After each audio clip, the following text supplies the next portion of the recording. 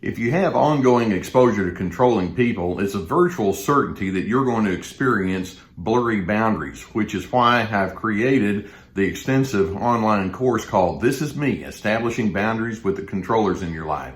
There's a link below that will give you all of the details, and I hope that you would find it therapeutic.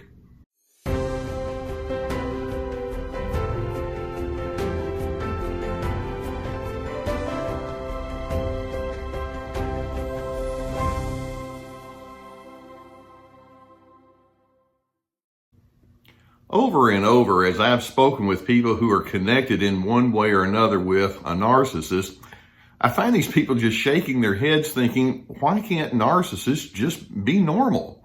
Why can't they appreciate the need for connectedness and have a sense that says, I scratch your back, you scratch my back, we're in this together, let's be a team? They can't think that way.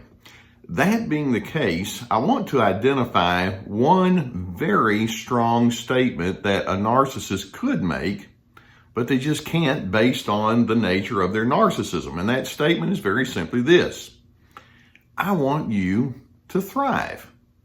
Now, how many times have you heard a narcissist say something like that or even insinuate that? When we talk about thriving, we're talking about you doing well or living into your best version of yourself. Thriving means that you are growing, that you're expanding, that perhaps you've made some prosperity happen in your life. Thriving means that you are improving and you're trying to be your very best. Thriving means that you get to find success as it's pertinent to you. Narcissists can't think in those terms. Now, they love it when people see them thrive. Of course, their notion of thrive means that they have, become superior over other individuals, and they get to hold kind of a hammer over other individuals, saying, well, you're not nearly as good as me. They just simply have little ability to appreciate the good things that could happen in the lives of someone else, and that means you. Now, I want you to contrast this notion that goes along with that phrase, I want you to thrive, and I want you to contrast that with the way they really think. And I'm sure that you have been on the receiving end of many of these kinds of sentiments coming from the narcissist. The narcissist is thinking, I want you to meet my needs, or I want you to conform to me. I want you to stifle the things in you that differ from me. I need you to get out of my way. I want you to be quiet and let me have the final word. You ever hear those kind of thoughts or are on the receiving end of that kind of sentiments? I want you to filter your plans through me. I want you to have the same preferences as I have. I want you to spare me from having to deal with your feelings. Okay, maybe sometimes I do want you to do well if I can gain because of that. Other than that, I want you to be functional. I want you to follow my rules. I want you to show blind loyalty to me. I want you to make me look good. And always remember, when you're in my presence, the highest you're ever going to go is second place. That's how narcissists think. They have such a sense of entitlement. They're so self-impressed and they have such low levels of empathy that they're unable to say that simple phrase, I want you to thrive. You want to understand that your uniqueness is a threat to the narcissist. Your freedom is a threat to that narcissist. Your decisiveness is a threat to that narcissist. Definitely your boundaries are a threat to the narcissist. And most importantly, your positive acclaim that you receive from other individuals, that's really a threat to that narcissist. They see Goodwill as a zero-sum game. So somehow or another, if you do well, and if you show yourself to be growing and improving as a part of that thriving, their thinking is, well, that just means there's that much less acclaim that I get to have. And they just don't seem to appreciate the notion that says we can all benefit when one person does well, then that bodes well for the rest of us. Now, there are certain questions that I would like to ask that narcissist who is unable to say, I want you to thrive. Let me run through some of these. And as we ask these questions, these are rhetorical questions. It gives us an insight into how they actually approach life. For example, one of the questions I would simply like to ask is, why can't you be happy when good things come my way? And of course, the answer is, oh, wait a minute. You don't have any empathy, do you? Or another question is, why do you find fault when I become accomplished? Of course, the answer there is sharing the spotlight with your accomplishments is something they don't like. Or is it that hard to say, way to go, or I'm so pleased whenever good things happen to me? I remember one young lady, and it was such a wonderful story if you knew her backstory. She had put herself through college, she put herself through medical school, and she wound up getting a medical doctor's degree specializing in neurology. And the only thing her father could say was, well, don't go getting the big head. Why is it so hard for you to just simply say, way to go? I'm so pleased that you've done so well, particularly given where you've come from. Encouragement is not their strong suit. Or can you appreciate how others feel pleased when I bring my positive skills to them? Well, the narcissist is going to think, well, that just means you're being phony.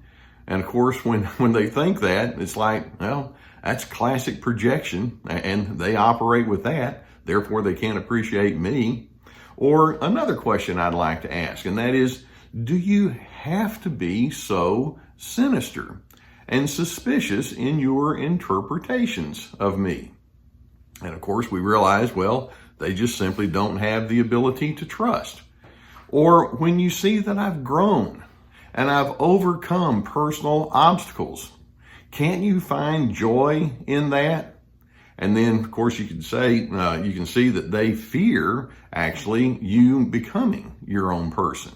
Or another question is, why do you have to take credit when other people praise me? Or perhaps on the converse, why do you have to minimize the praise that others give to me? And of course, the answer there is they fear that they won't be similarly praised. Or we can just say, can you not appreciate the efforts that I've made as I've matured and seasoned? Oh, wait a minute. The implication there is you're not inclined to see the big picture now, are you? Do you not understand that when I do well, it bodes well for those who are attached to me? And of course, we realize there, sharing is not a concept that a narcissist appreciates at all.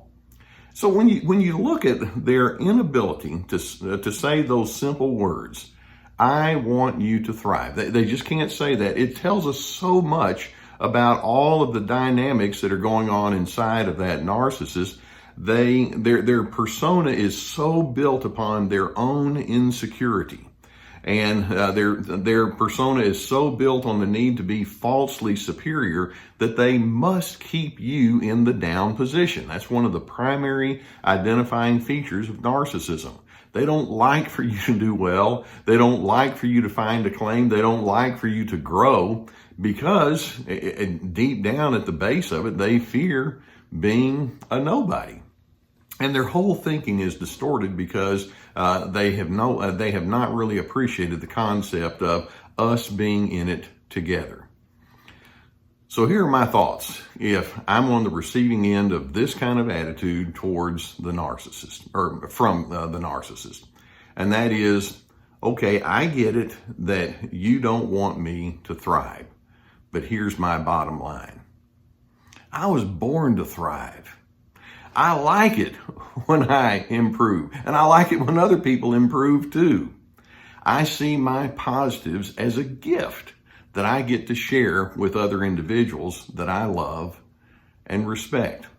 So, if you can't join me over here on Team Healthy, I guess that means you lose.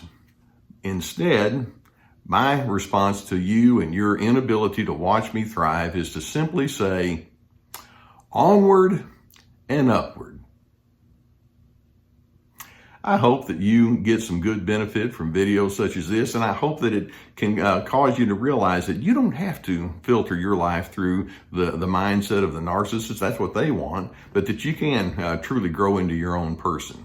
And if you've not already subscribed, I would encourage you to hit that subscribe button. We'll keep more videos coming in your direction. It could be that you could use someone to help you sift it out through counseling. And so if there's a therapist in your area, I would encourage you to seek that out.